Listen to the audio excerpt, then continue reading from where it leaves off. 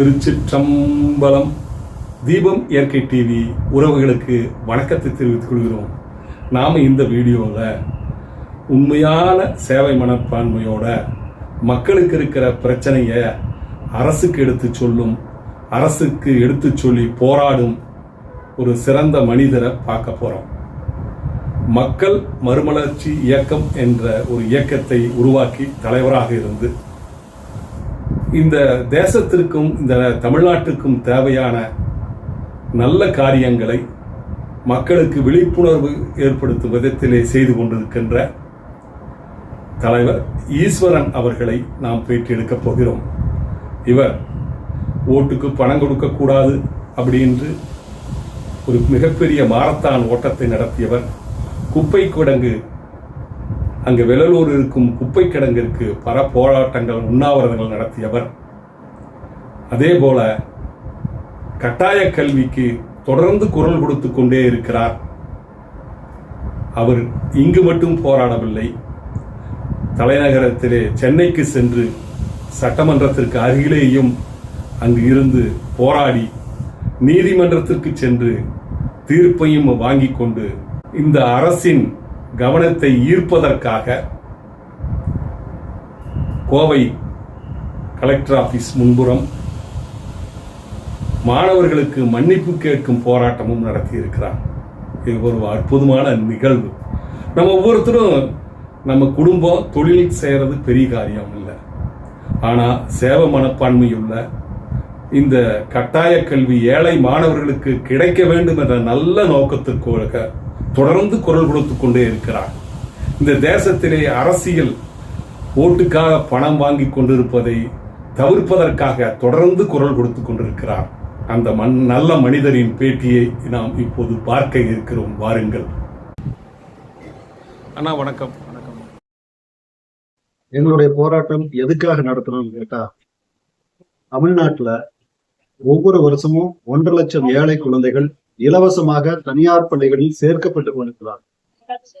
பார்த்தோம்னா இந்த வருஷம் தமிழ்நாடு கவர்மெண்ட் வந்து அட்மிஷனை க்ளோஸ் பண்ணதுனால 1.5 லட்சம் குழந்தைகள் சேர முடியல. ஓ சரி. ஏன் அட்மிஷன் க்ளோஸ் பண்றாங்கன்னு கேட்டீங்கன்னா, மத்திய அரசாங்கம் எங்களுக்கு பணம் கொடுக்கல. ஓ சரி. 3 வருஷமா பணம் கொடுக்கல. அதனால வந்து தனியார் பள்ளிகளுக்கு எங்களால மட்டும் பணம் கொடுக்க முடியல. அதனால நாங்க அட்மிஷனை க்ளோஸ் பண்றோம்னு சொல்லிட்டு எந்தவித அறிவிப்பும் இல்லாமல், ஜியோவும் இல்லாம அட்மிஷனை க்ளோஸ் பண்றாங்க. சரி. இந்த மாதிரி அட்மிஷனை க்ளோஸ் பண்றதே முதல் தவறு. சரி. எந்த காரணத்தை கொண்டும் அந்த சட்டத்தை அமுல்படுத்துவதிலிருந்து மாநில அரசோ மத்திய அரசோ விலக முடியாது. சரி. அப்போ அந்த பொறுப்புல இருந்து மத்திய அரசும் விலகிடுச்சு, மாநில அரசும் விலகிட்டாரு. சரி. இது ஒரு மிகப்பெரிய கொடுமையா நாங்க கருதுறோம். சட்டத்தை மத்திய அரசும் மாநில அரசும் ரெண்டுமே மீறிச்சுங்கிறத வந்து ஏத்துக்க முடியாது. அதனால நாங்க வந்து தமிழ்நாட்டினுடைய தலைநகர் சென்னையில போய் மத்திய மாநில அரசாங்கங்களை எதிர்த்து ஒரு ஆர்ப்பாட்டம் பண்ணோம். உடனடியாக நீங்க வந்து இந்த அட்மிஷன் ஓபன் பண்ணணும், அதே மாதிரி மத்திய அரசாங்கம் உடனடியா பணம் கொடுக்கணும்னு சொல்லி 2 பேர்த்தையும் வலியுறுத்தி ஒரு போராட்டம் பண்ணணும். ஏன்னா இது போராட்டம் வந்து காலத்துடைய கட்டாயம்.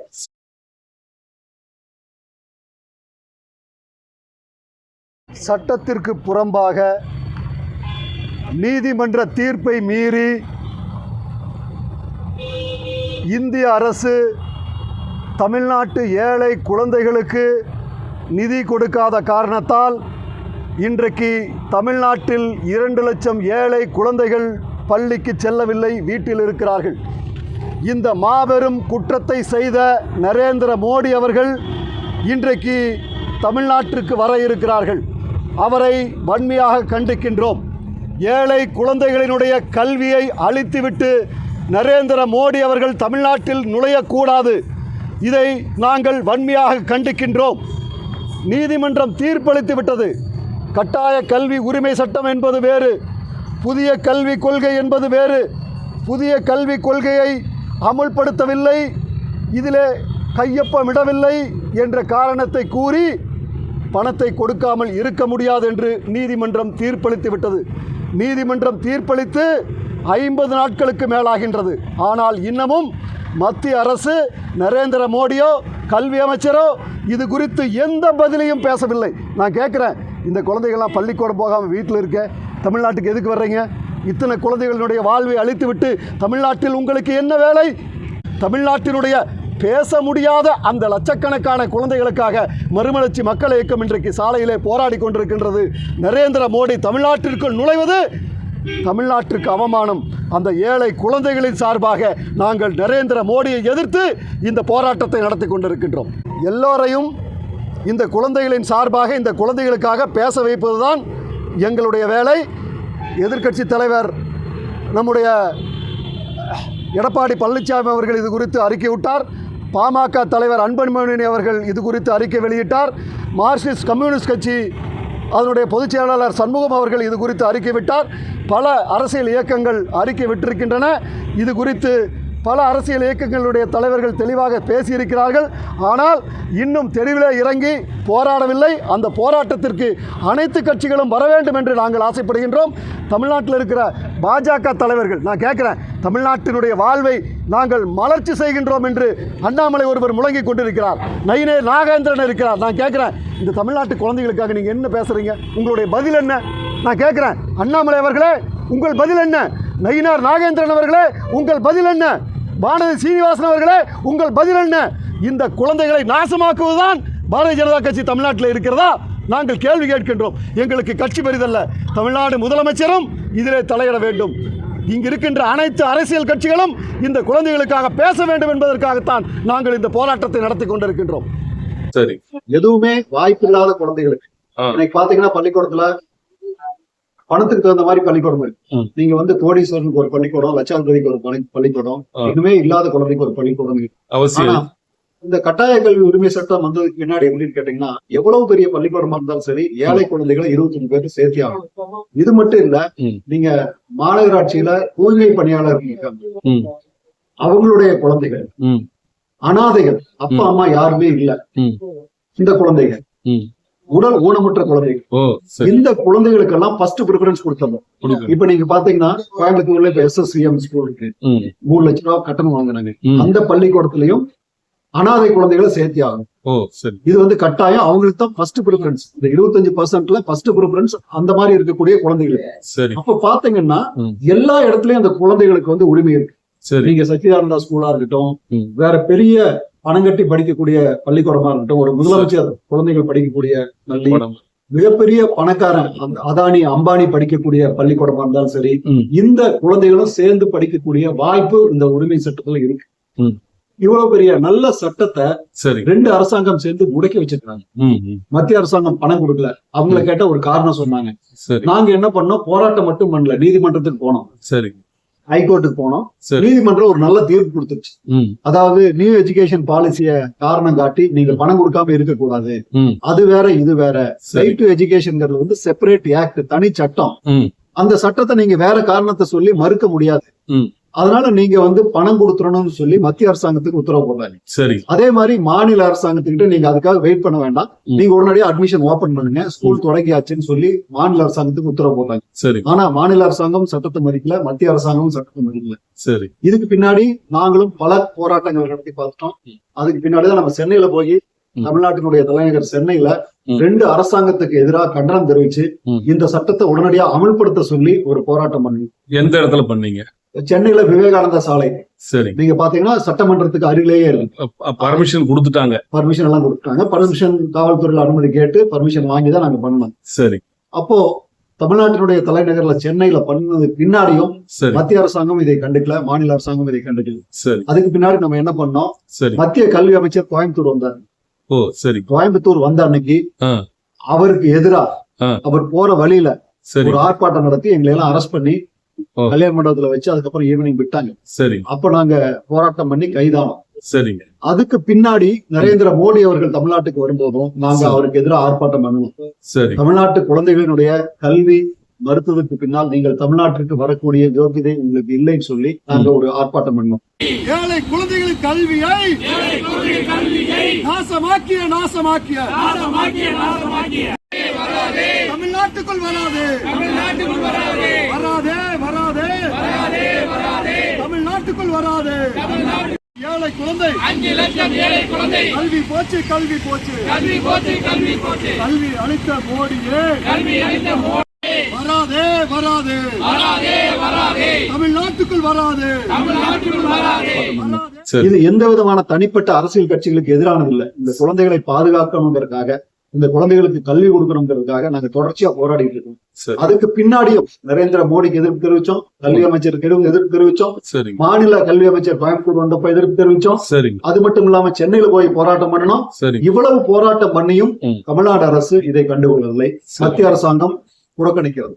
சரி. அதனால இதை தமிழ்நாட்டு மக்களுக்கு தெரியப்படுத்துவதற்காக இத்தனை போராட்டங்களுக்கு பிறகும் அந்த குழந்தைகளுடைய உரிமையை நாங்கள் காப்பாற்றி கொடுக்க முடியவில்லை என்பதால் நாங்க என்ன பண்ணோம், சரி. கோயம்புத்தூர் கலெக்டரேட்ல போய் அந்த குழந்தைகிட்ட மன்னிப்பு கேட்கும் போராட்டம் நடத்தினோம். ஓ, சரி. ஏன்னா அந்த சட்டம் வந்து அந்த குழந்தைகளுக்கான சட்டம். சரி. அந்த குழந்தைகளுக்கான சட்டத்தை காப்பாற்றுவதற்கு போராடுவது யாருன்னா எங்களை மாதிரி இருக்கக்கூடிய சாதாரண இயக்கங்கள்.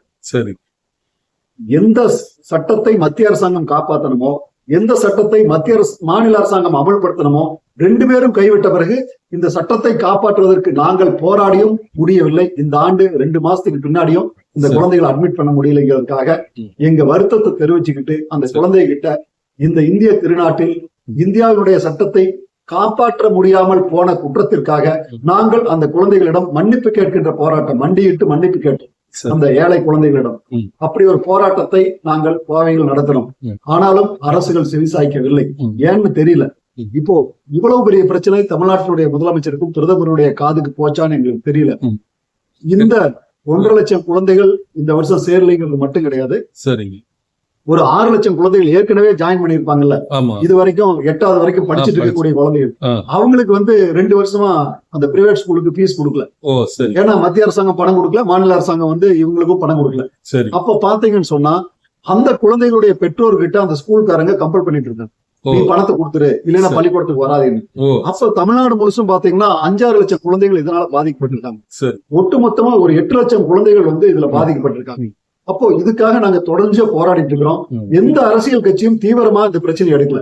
சரி. 8 லட்சம் குழந்தைகளுக்கான கல்வி பிரச்சனையில் பெரிய அரசியல் கட்சிகள் யாரும் தீவிரமாக இறங்கவில்லை. ஏன்னா அதிமுக அறிக்கை விட்டாங்க, கம்யூனிஸ்ட் அறிக்கை விட்டாங்க, பாட்டாளி மக்கள் கட்சி அறிக்கை விட்டாங்க. ஒரு அறிக்கையோட இந்த பிரச்சனையை முடிச்சுக்கிறாங்களே ஒழிய அடுத்த கட்டத்திற்கு இந்த பிரச்சனையை நகர்த்துவதற்கு அவர்கள் தயாராக இல்லை. ஆனால் நாங்கள் இந்த குழந்தைகளுக்காக தொடர்ந்து போராடி கொண்டு இருக்கின்றோம். இனிமேலும் தொடர்ந்து போராடுவோம். தமிழ்நாடு அரசு என்ன பண்ணாங்க, நாங்க ஒரு தமிழ்நாடு அரசு மீது நீதிமன்ற அவமதிப்பு வழக்கு போட்டோம். சரி. அப்ப அந்த வழக்கு விசாரணைக்கு வந்துச்சு. ஏற்கனவே தீர்ப்பு வந்து 2 மாசம் ஆயிருச்சு. 2 மாசமா தமிழ்நாடு அரசு உச்ச நீதிமன்றத்துக்கு போகல. ஆனா நாங்க கண்டெம்ட் கோர்ட்டு போனதுக்கு பின்னாடி 7ஆம் தேதி விசாரணைக்கு வரும்போது அவசரமா 7ஆம் தேதி மத்தியானமே சுப்ரீம் கோர்ட்ல போய் ஃபைல் பண்ணிருக்காங்க. நாங்க சுப்ரீம் கோர்ட்ல ஃபைல் பண்ணோம்னு சொல்லி சென்னை ஹைகோர்ட்ல வந்து நாங்க மேல்முறையீடு செஞ்சுட்டோம், எங்களுக்கு டைம் கொடுங்கன்னு சொல்லி கோர்ட்ல ஆஜராகிறாங்க. நான் கேக்குறேன், தமிழ்நாட்டினுடைய பள்ளிக்கல்வித்துறை அமைச்சர் 2 மாசத்துக்கு முன்னாடி 10ஆம் தேதியில தீர்ப்பு வந்ததுக்கு பின்னாடி இந்த 2 வருஷமா என்ன பண்ணிட்டு இருந்தீங்க? உங்களுக்கு தீர்ப்புல உடன்பாடு இல்லைன்னு சொன்னா நீங்க 2 மாசத்துக்கு முன்னாடியே கோர்ட்டுக்கு போயிருக்கணும்ல. அப்போ அப்பீல் போய் அந்த தீர்ப்பு வந்துச்சுன்னா உடனடியே இம்ப்ளிமெண்ட் பண்ணிருக்கலாம். அப்போ தமிழ்நாட்டினுடைய கல்வி அமைச்சருக்கு என்ன பொறுப்பு இருக்கு? சரி, மத்திய அரசாங்கம் தான் பணம் கொடுக்கல, அப்ப நீங்க விரைவா செயல்பட்டு அந்த பணத்தை வாங்கக்கூடிய வேலையை பண்ணிருக்கணுமா இல்லையா? அப்போ தமிழ்நாட்டினுடைய பள்ளி கல்வித்துறை அமைச்சருடைய மெத்தனம், அப்ப தமிழ்நாட்டினுடைய முதலமைச்சருடைய மெத்தனம். ஒரு பக்கம் மத்திய அரசாங்கம் குற்றம் செய்யறாங்க, அதே சமயத்துல மாநில அரசாங்கம் விரைவா இந்த வேலையை முடுக்கி விட்டு உடனடியாக பணத்தை வாங்கக்கூடிய வேலைகளை பண்ணாம வெறும் மேடையில குற்றஞ்சாட்டி சொல்லிட்டு எந்த பிரயோஜனம் கிடையாது. ஆனா நாங்க உச்ச நீதிமன்றத்துல கேவியட் போட்டிருக்கிறோம். தமிழ்நாடு அரசு மேல்முறையீடு செஞ்சாலும் மத்திய அரசு மேல்முறையீடு செஞ்சாலும் எங்களை கேட்காம தீர்ப்பு சொல்ல முடியாது. எங்களையும் ஒரு பார்ட்டியா சேர்த்தி இருக்கிறாங்க, நாங்க அதுல வாதாடுவோம். உச்ச நீதிமன்றத்துல உடனடியா வந்து இந்த தீர்ப்பை அமல்படுத்த வேண்டும். தமிழ்நாடு அரசு வந்து மேல்முறையீடு செய்தது தவறு, உடனடியா அதை ரிஜெக்ட் பண்ணணும். நாங்களும் பேச போறோம்.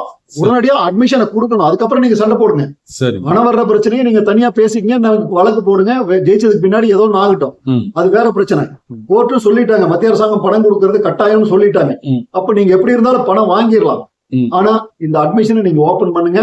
எந்த வருஷமும் இதை க்ளோஸ் பண்ணக்கூடாது. அட்மிஷனை க்ளோஸ் பண்றது வந்து சட்டத்திற்கு மீறிய செயல். ஒரு தனி மனிதன் சட்டத்தை மீறினா உடனடியா அரெஸ்ட் பண்றாங்க, அவனுக்கு ஒரு தண்டனை இருக்கு. ஆனா ஒரு அரசாங்கம் சட்டத்தை மீறும் போது இதுக்கு என்ன தண்டனை?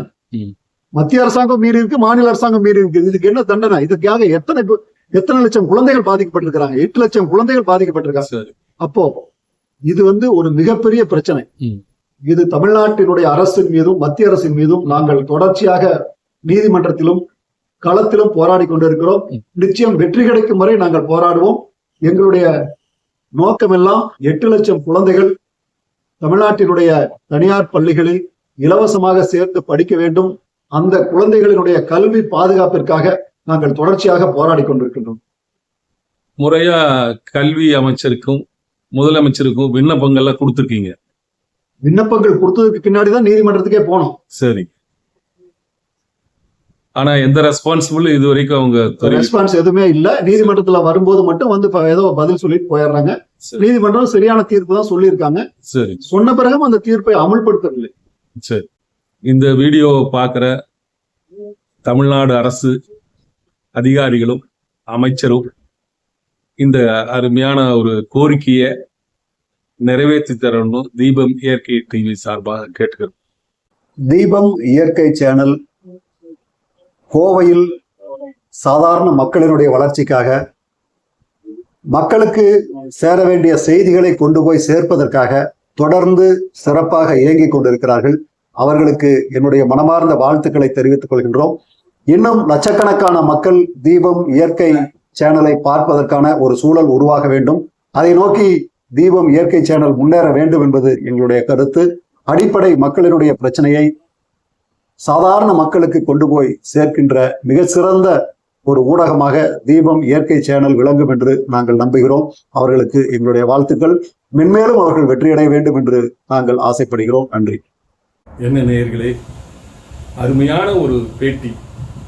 ஏன்னா இந்த மாதிரி இருக்கிற நல்ல மனிதர்களோட பேட்டி சரியா நிறைய மக்களிடம் போய் சேர்றதில்லை. அந்த முயற்சியில தீபம் இயற்கை டிவி ஈடுபட்டு இருக்குது. உங்களுடைய ஆதரவு இது தேவை. இதை உங்களது நண்பருக்கும் உறவுகளுக்கும் ஷேர் பண்ணுங்கள், லைக் பண்ணுங்கள். அப்பொழுதுதான் இதுபோல நல்ல செய்தியை மக்களுக்கு கொண்டு செல்ல வேண்டும். இதுவரை பார்த்த உங்கள் அத்துணை பேருக்கும் நன்றி, வணக்கம். ஆனந்தமாக பொருட்கள் வாங்க Sri Ananda departmental store, Palladam, Tiruchi road. அழகுக்கு அழகூட்டும் ஃபேன்சி ரகங்கள், கம்மல், வளையல், பொட்டு, செயின் மற்றும் லிப்ஸ்டிக், நெயில் பாலிஷ். குழந்தைகள் விளையாடுவதற்கு விளையாட்டு பொருட்கள், பரிசு கொடுப்பதற்கு பரிசு பொருட்கள், இதெல்லாம் நீங்களே விலை குறைவாக பார்த்து வாங்கலாம். வாட்ஸ்அப்பில் கஸ்டமர் ஆர்டர் அனுப்பினா நாங்கள் பொருட்களை செலக்ட் பண்ணி கட்டி வச்சிருவோம். நீங்கள் பே பண்ணிட்டு எடுத்து செல்லலாம். அம்மா அம்மா எனக்கு ஸ்கூல் பேக் வாங்கித்தாமா. இந்த கடையில் நிறைய வெரைட்டிஸ் வச்சுருக்காங்கம்மா. ஒரு பேக் வாங்கினா உன்னோட லஞ்ச் பேக் ஃப்ரீயாக தராங்கம்மா. இந்த ஆஃபர்களுடன் மாதா மாதம் எங்களிடம் பொருட்கள் வாங்கும் கஸ்டமர்களுக்கு லாயல்டி பாயிண்ட் கொடுக்கிறோம். கம்ப்யூட்டர் பில்லிங், நீங்கள் ரூபாய் 3000க்கு மேல் பொருட்கள் வாங்கினால் 4 கிலோமீட்டருக்குள் இருந்தால் உங்களுக்கு டோர் டெலிவரி கொடுக்க காத்து கொண்டிருக்கிறோம். எங்களது மற்றும் ஒரு ஹோல்சேல் மளிகை கடை ஆனந்தா ஸ்டோர்ஸ் பல்லடத்திலே 28 ஆண்டுகளாக இயங்கி வருகிறது. அதன் ஒரு பகுதியாக ஸ்ரீ ஆனந்தா டிபார்ட்மெண்டல் ஸ்டோர் கடந்த 1.5 ஆண்டுகளாக உங்கள் ஆதரவுடன் வெற்றி நடை போடுகிறது பல்லடத்தில்.